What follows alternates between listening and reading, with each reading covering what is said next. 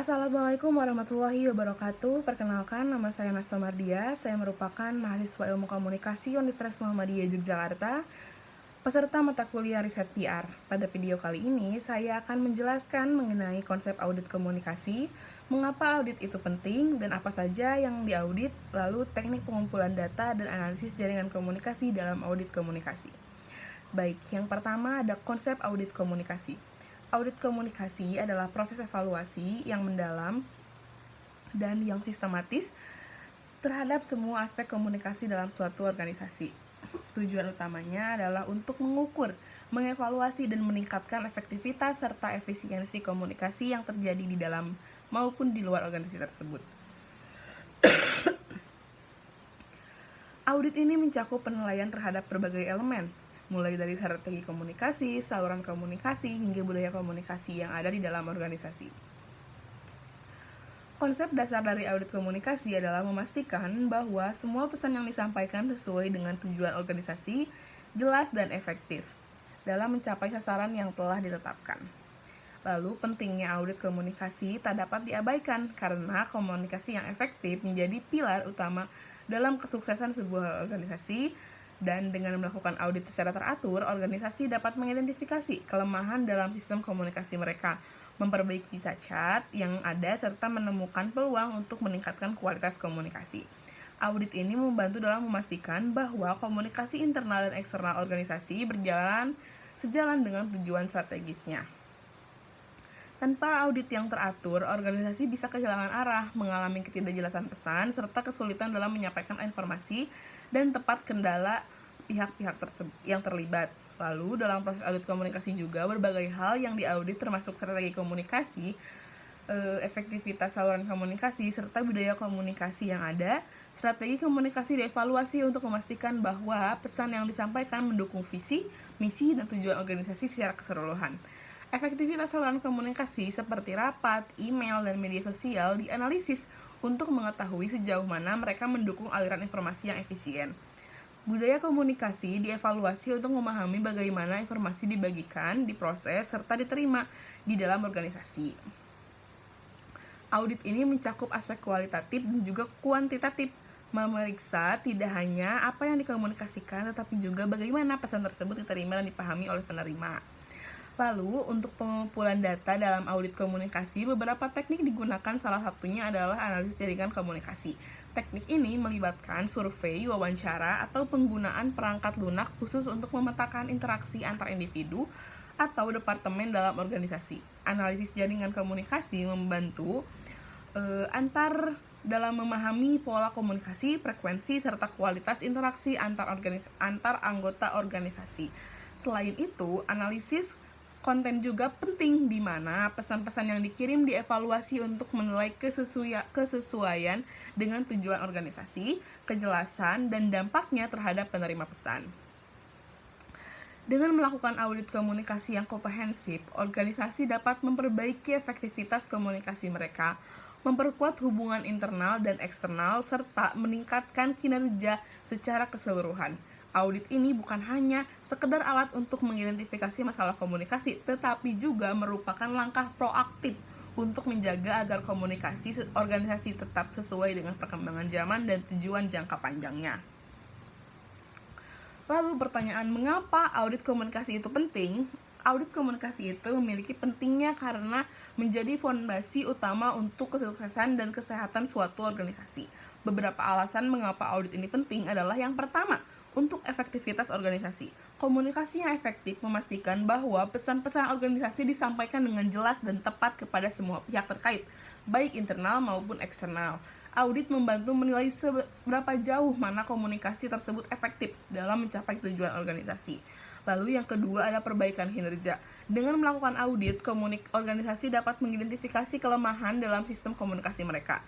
Penemuan ini memungkinkan mereka untuk melakukan perbaikan dan inovasi yang diperlukan guna meningkatkan kinerja serta efisiensi dalam proses komunikasi. Yang ketiga adalah peningkatan kolaborasi.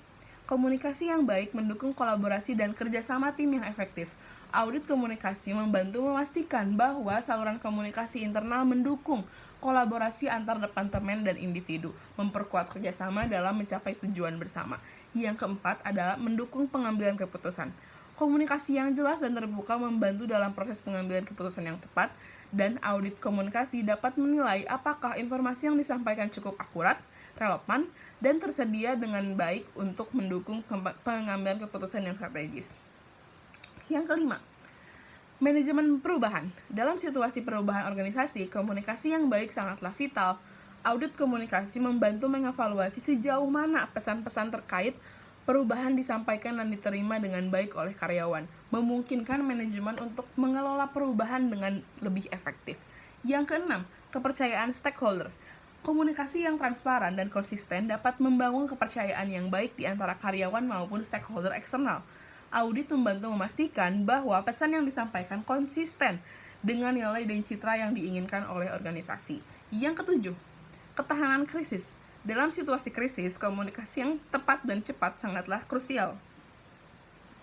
Audit komunikasi membantu organisasi untuk mengevaluasi sejauh mana sistem komunikasi krisis mereka efektif dan dapat ditingkatkan.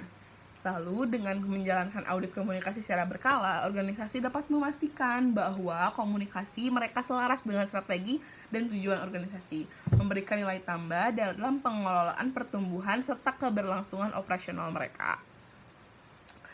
Lalu, apa aja sih yang diaudit? Nah, dalam proses audit komunikasi, beberapa aspek utama yang biasanya diaudit meliputi yang pertama, strategi komunikasi. Evaluasi terhadap rencana komunikasi organisasi, termasuk tujuan komunikasi, target audien, pesan yang disampaikan, dan metode komunikasi yang digunakan. Yang kedua, ada saluran komunikasi. Penilaian terhadap efektivitas saluran komunikasi yang digunakan oleh organisasi seperti email, rapat, media sosial, situs web, dan publikasi lainnya. Ini mencakup seberapa efisien saluran-saluran tersebut dalam menyampaikan informasi dan memfasilitasi interaksi antar anggota organisasi. Yang ketiga, ada budaya komunikasi. Audit juga mencakup penilaian terhadap budaya komunikasi dalam organisasi. Ini melibatkan pemahaman tentang bagaimana informasi dibagikan, diproses, dan diterima di dalam organisasi, serta sejauh mana budaya ini mendukung kolaborasi, transparansi, dan inovasi. Lalu yang keempat ada pesan komunikasi. Evaluasi terhadap pesan ini yang disampaikan termasuk kejelasan, kesesuaian dengan tujuan organisasi, dan dampaknya terhadap penerimaan pesan. Yang kelima, ada efektivitas komunikasi internal dan eksternal. Audit ini melihat sejauh mana komunikasi internal antara anggota organisasi dan eksternal dengan baik dengan pihak luar maupun berjalan dengan secara efektif, konsisten, dan sesuai dengan kebutuhan. Yang keenam, ada kanal respon dan umpan balik. Penilaian terhadap sistem umpan balik ini dan respon terhadap komunikasi ini mencakup bagaimana organisasi bisa menanggapi tanggapan, pertanyaan, atau masukan dari penerima pesan. Pengukuran kinerja komunikasi adalah yang ketujuh, yaitu penggunaan metrik atau indikator kinerja tertentu untuk mengevaluasi efektivitas komunikasi seperti tingkat keterbacaan email, tingkat partisipasi dalam rapat, atau tingkat keterlibatan di media sosial. Yang kedelapan, ada kepatuhan dan konsistensi pesan.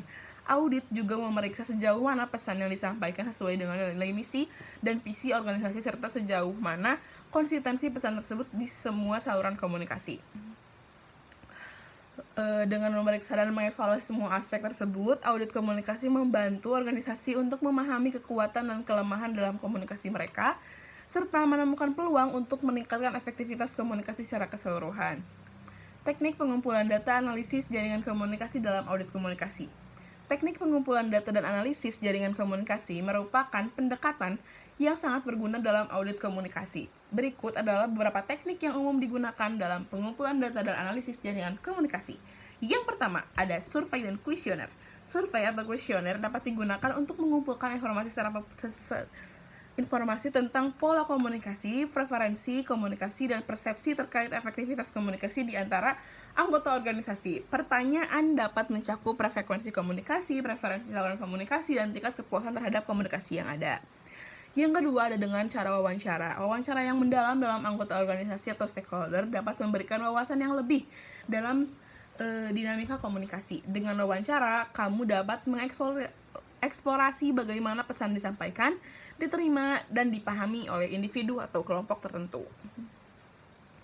Yang ketiga ada analisa konten. Analisis konten melibatkan peninjauan dan evaluasi terhadap pesan yang dikirimkan melalui berbagai saluran komunikasi. Ini dapat mencakup analisis terhadap email, laporan, presentasi, atau postingan media sosial untuk menilai kesesuaian dengan tujuan organisasi, kejelasan, dan ton pesan yang dikirim.